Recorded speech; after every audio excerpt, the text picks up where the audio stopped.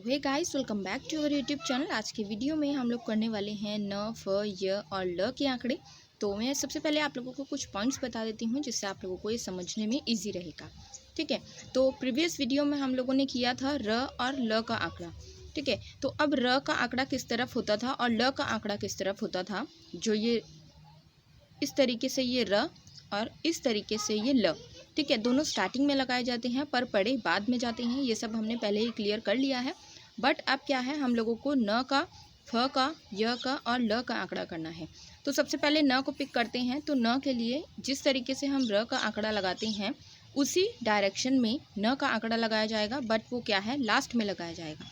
ठीक है, आप लोग क्या है, जो आप लोगों को पहले समझ आ चुका है उससे कोऑर्डिनेट करके पढ़ेंगे तो ऐसे रिलेट करके पढ़ने में हमें इजी रहता है और लॉन्ग टाइम तक हमें याद रहता है। ठीक है, तो सबसे पहले अगर मुझे यहाँ पर लिखना है ख र खर, तो खर किस तरीके से था, ये ख और ख में र, इस तरीके से। ठीक है, लेकिन अगर मुझे लिखना है ख न खन, तो अब खन किस तरीके से रहेगा, ये ख और ये न। ठीक है, आई होप आप लोग समझ रहे होंगे कि जो र है वो स्टार्टिंग में लगेगा, जो न है वो एंड में लगेगा और दोनों की डायरेक्शन जो है वो सेम रहेगी। ठीक है, बस ये है, ये स्टार्टिंग में आ रहा है और ये एंड में आ रहा है और दोनों नीचे की तरफ ही कर्व हो रही हैं।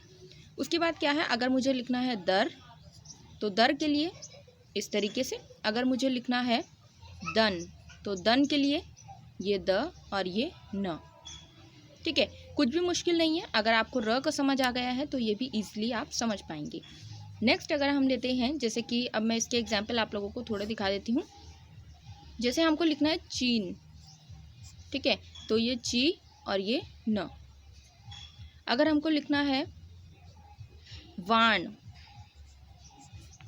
तो ये वा और ये न। ठीक है, जिस तरफ र का होता है उसी तरफ न का है, बट वो लास्ट में है, बस ये आपको याद रखना है और न वाला आंकड़ा क्लियर है। ठीक है, अब क्या है, यहाँ पर ऐसे बता देती हूँ, जो र और न दोनों साथ में हो तो कैसे होगा।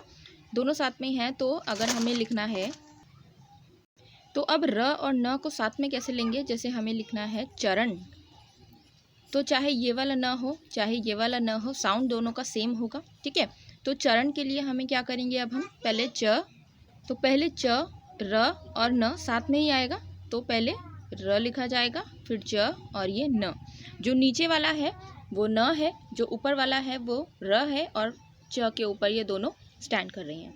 ठीक है, उसके बाद अगर मैं लेती हूँ तरीन, तो इसके लिए त री न, इस तरीके से।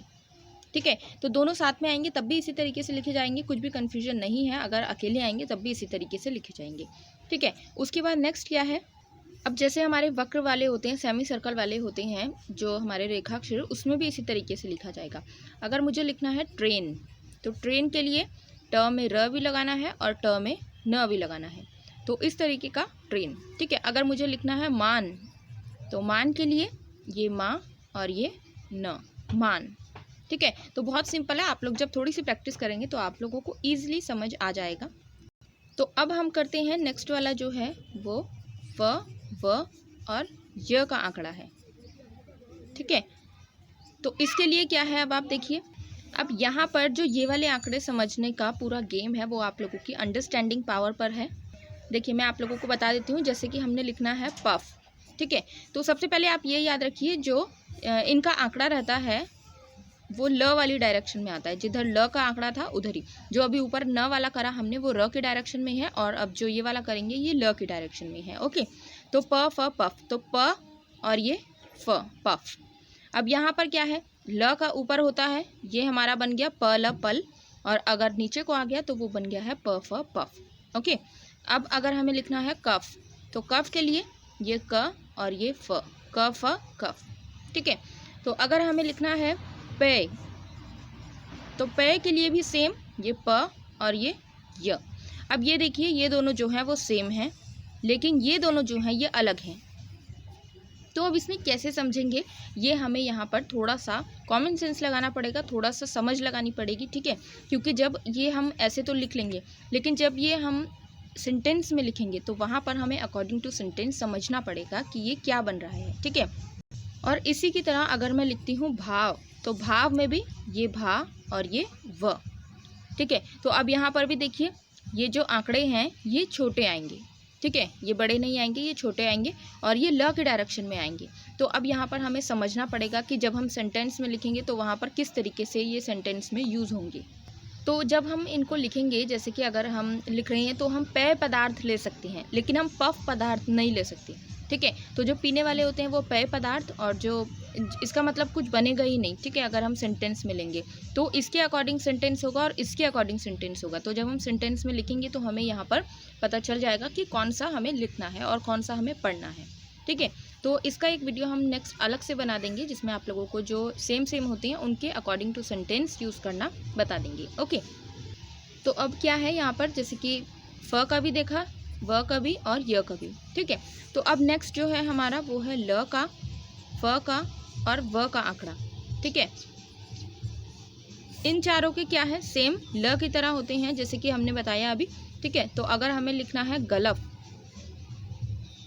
तो इसके लिए क्या होगा, ये ग, ये ल और ये फ, गलफ।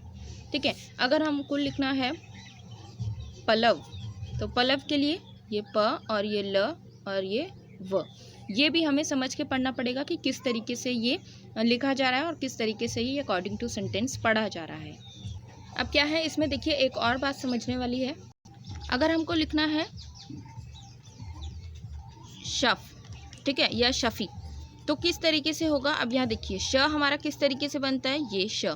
ठीक है, और फ हमारा बनता है इस डायरेक्शन में।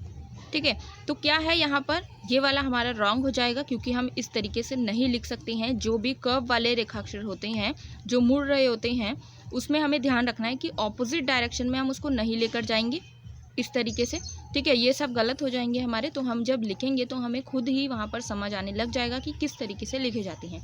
अब यहाँ पर ये ऑपोजिट डायरेक्शन में जा रहा है, इसलिए हम इसके साथ पूरा बनाएंगे, श और ये फ, शफी, और श और ये फ, शफ।